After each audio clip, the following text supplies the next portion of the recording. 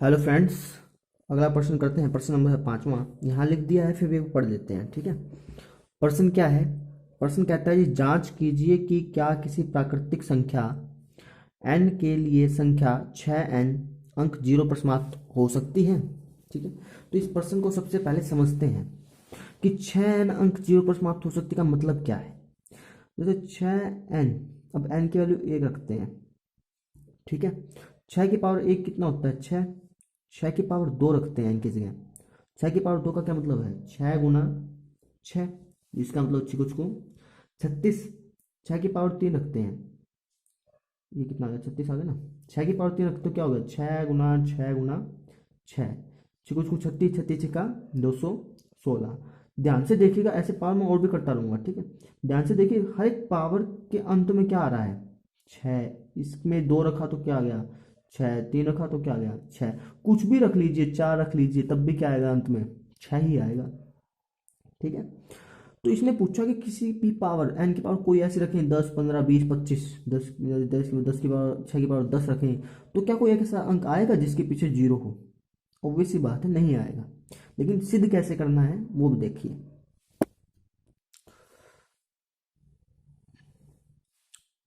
एक बात समझो कि कोई भी संख्या अगर जिसके पीछे जीरो आता है ना, तो वो संख्या 5 से जरूर भाग होती है।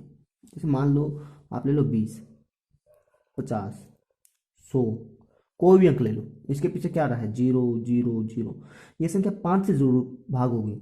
इसको देख लो, 5 से भाग हो जाएगी। इसको भी 5 से भाग किया जा सकता है, इसको भी 5 से पूरा का पूरा भाग किया जा सकता है, ठीक है। तो हम कह सकते हैं कि तो हम क्या कह सकते हैं कि अगर किसी संख्या के अंत में जीरो है, तो वह संख्या 5 से विभाजित होगी, ठीक है। इसका मतलब क्या हुआ कि अगर हम उसका गुणनखंड करेंगे तो उसके गुणनखंड में 5 जरूर आएगा, ठीक है। तो लिख देते हैं। हमने क्या लिख दिया? हमने लिख दिया आधार, तो उस संख्या के गुणनखंड में 5 आएगा। इतनी बात ही सिंपल है। तो अब 6n के गुणनखंड करके देखते हैं। तो 6n, 6n का गुणनखंड क्या होगा? 6 को हम क्या लिख सकते हैं? 2 गुना 3, इसकी पावर n। अब इसकी पावर को करेंगे तो 2 की पावर n मल्टीप्लाई 3 की पावर n। अब इसमें कहीं 5 आया? नहीं। तो हम क्या लिखेंगे? परंतु 6n के अभाज्य गुणनखंडों में 5 नहीं आया। क्या लिखेंगे? 6n के अभाज्य गुणनखंडों में 5 नहीं आया। तो हमने लिख दिया कि 6n के अभाज्य गुणनखंडों में 5 नहीं आया। इसका मतलब क्या हुआ कि n का कोई भी ऐसा मान नहीं है जिसके n पर रखेंगे तो वो अंक 0 पर समाप्त होगा। इसलिए क्या लिखेंगे हम? तो इसका मतलब यही हुआ कि कोई संख्या ऐसी नहीं है जिसके लिए 6n अंक 0 पर समाप्त हो। रिकैप करते हैं, देखो। अगर कोई संख्या 0 पर समाप्त होगी तो 5 से जरूर भाग होगी। हमने ये लिखा कि उस संख्या के गुणनखंड में 5 आना चाहिए, ठीक है। इसका गुणनखंड किया, लेकिन इसमें तो 5 आया नहीं। तो हमने क्या लिखना है कि 6n के भाज्य गुणनखंडों में 5 है नहीं, तो ऐसी कोई संख्या नहीं है जहां पर 6n अंक 0 पर समाप्त हो, ठीक है। नेक्स्ट क्वेश्चन देखते हैं। प्रश्न पढ़ते हैं। प्रश्न क्या कहता है कि व्याख्या कीजिए कि 7 गुना 11 गुना 13 प्लस 13 और 7 गुना 6 गुना 5 गुना 4 गुना 3 गुना 2 गुना 1 प्लस 5 भाज्य संख्या क्यों है? अब देखो, सबसे पहला एक शब्द आया आपका भाज्य संख्या। अब भाज्य संख्या का मतलब क्या है वो समझते हैं। जो आपकी भाज्य संख्या होती है ना, उसका मतलब होता है कि कोई ऐसी संख्या, एक मिनट, कोई एक ऐसी संख्या जो अपने आप को छोड़कर और एक को छोड़कर किसी अन्य संख्या से क्या होती हो? विभाजित होती हो। क्या होती हो? विभाजित। एग्जाम्पल के द्वारा समझते हैं। मान लीजिए आपका है 8, ठीक है।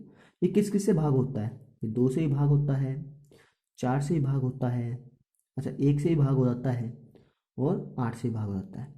तो ये क्या हो गई आपकी भाज्य, क्योंकि एक और खुद को छोड़कर ये दो संख्याओं से भी विभाजित होती है, ठीक है। अच्छा मान लो, अब 3 ले लेते हैं। 3 किस किस से भाग होती है?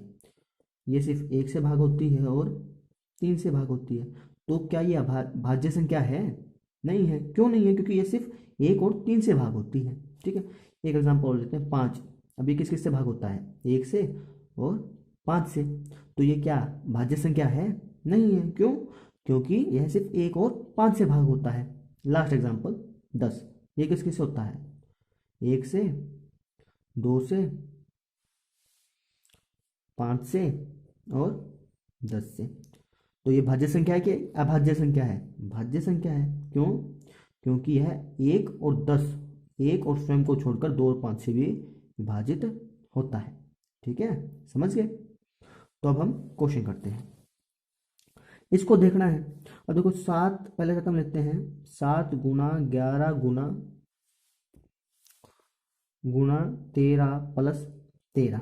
ठीक है, अब इनमें से कॉमन क्या आ रहा है? कॉमन जब लेते हैं कि प्लस से इस साइड वाला और प्लस से उस साइड वाला, उसमें कॉमन क्या है? देखो इसके पास भी 13 है और उसके पास भी 13 है, तो कॉमन क्या आ गया? 13।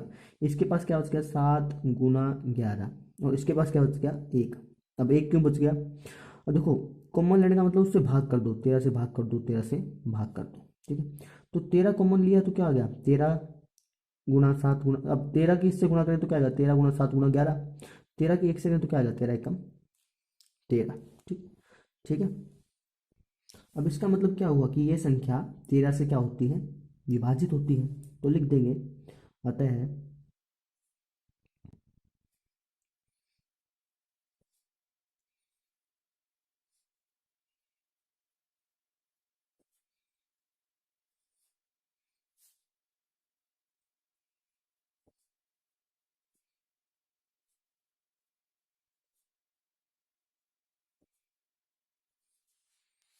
तो इसका मतलब ये हुआ कि यह संख्या 13 से विभाजित होती है, इसलिए यह एक भाज्य संख्या है।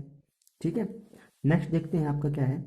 7 multiply 6 multiply 5 multiply 4 multiply 3 multiply 2 multiply 1 plus 5। अब देखो प्लस के उस साइड और प्लस के इस साइड क्या चीज़ कॉमन है? जी 5 कॉमन है, क्योंकि 5 इसके पास भी है, 5 इसके पास भी है, तो 5 ले लिया कॉमन। क्या बच गया? 7 गुना 6 गुना 4 गुना 3 गुना 2 गुना 1। यहाँ पर क्या बच जाएगा? 1, क्योंकि 7 की इससे करेंगे, 5 की इससे करेंगे तो ये आ जाएगा, 5 की 1 से करेंगे तो 5 आ जाएगा। अब हम क्या लिखेंगे? वही लाइन जैसे ये यहाँ लिखी थी वही यहाँ लिखनी है। अतः जो ये संख्या है वो 5 से विभाजित होती है, इसलिए यह एक भाज्य संख्या है।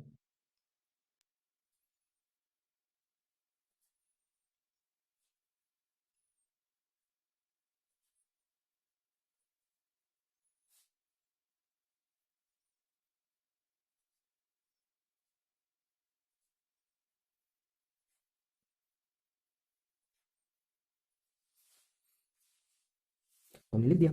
ठीक है, रिकैप करते हैं। देखो पहले ये संख्या लेनी है, इसमें से कॉमन लेना है अपने 13। आपने क्या लिखना है कि यह 13 से विभाजित होती है, इसलिए भाज्य संख्या है।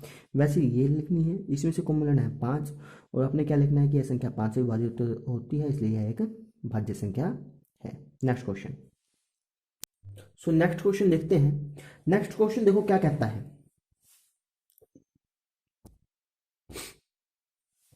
यह क्वेश्चन कहता है कि किसी खेल के मैदान के चारों ओर एक वृत्ताकार पथ है। कौन सा पथ है? वृत्ताकार। वृत्ताकार मतलब गोला है। ठीक है, इस मैदान का एक चक्कर लगाने में सोनिया को 18 मिनट लगते हैं, जबकि इसी मैदान का एक चक्कर लगाने में रवि को 12 मिनट लगते हैं। मान लीजिए वे दोनों एक ही स्थान और एक ही समय पर चलना प्रारंभ करके एक ही दिशा में चलते हैं। कितने समय बाद वे पुनः प्रारंभिक स्थान पर मिलेंगे, ये बताना है। मान लो ये स्टार्टिंग पॉइंट है। ठीक है, यहाँ से रवि चलना स्टार्ट करता है, एक बार समझ लेंगे और उसके बाद हम क्वेश्चन सोल्व करेंगे जैसे करते आए हैं। ठीक है, तो रवि है, रवि यहाँ से भागना स्टार्ट करता है और यहाँ वापस आ जाता है 12 मिनट में। ठीक है, तो 12 मिनट के बाद फिर वापस भागता है और यहाँ वापस आ जाता है, फिर 12 मिनट लग के मतलब 12 24 मिनटों बाद वापस यहीं आ जाता है, फिर काट के 36 मिनटों बाद यहीं आ जाता है। समझ रहे हो? 12 मिनट, फिर 12 मिनट, फिर 12 मिनट, यानी कि 36 मिनट के बाद यहाँ पहुँच गया, फिर 48, इसी प्रकार 12 12 मिनट के गैप पर ये पहुँचता रहेगा 60।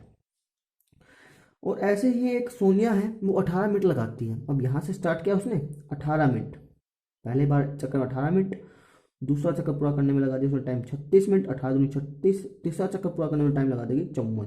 क्यों?